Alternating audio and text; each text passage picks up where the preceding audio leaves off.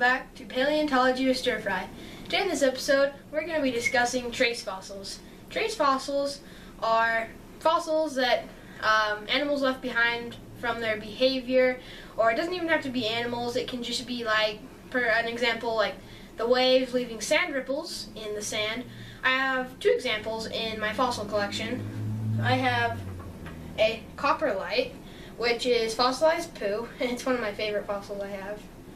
And I also have some, just recently I got some sand ripples, as you can see. Pretty cool.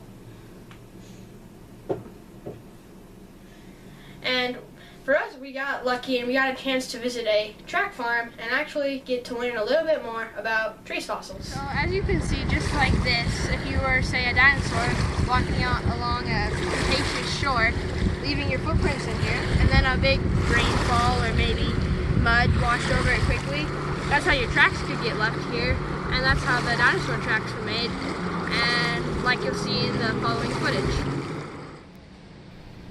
So as you can see, here we are at the Johnson farm where we're looking at the trace fossils. So how this actually happened is in 2000, a local Dr. Sheldon Johnson was leveling a hill on his property in St. George, Utah. As he removed layers of sedimentary rock, he encountered a thick layer of sandstone. As he tore up the large block, a fantastic object was revealed. It was a three-dimensional preserved dinosaur track. It was to be the first of thousands of tracks made by dinosaurs and other animals that have now been recognized or recovered from the numerous layers of sandstone and mudstone that formed almost 200 million years ago. On the shores of the ancient lake in St. George, Dr. Johnson had seen dinosaur tracks in the region, but at the first he was confused. The footprints he saw was visible in both the brittle clay below and also on the bottom of the sandstone block he had overturned.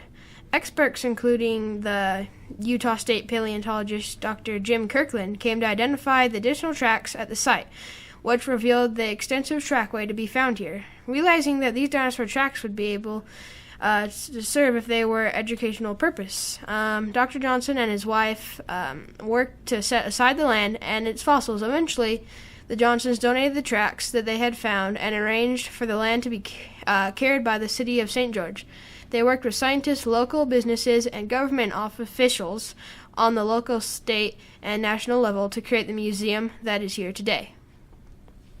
So, as you can see, here, there's some more tracks we'll show you, but there's quite a lot of tracks there. As it said in the reading, there was thousands of them that they were able to find. So, it was a pretty cool place to see. They had this one very cool wall that had loads of tracks on it. But, yeah, they had a lot of impressive tracks, and they were pretty cool.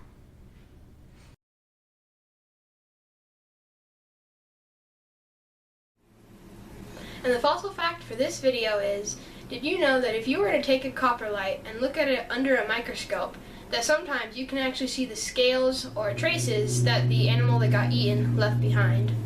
So, just a reminder that the giveaway for the fish fossil is in 1 week. So, if you want to win that, be sure to subscribe. And I hope everybody enjoyed the video, and I'll see you guys next time.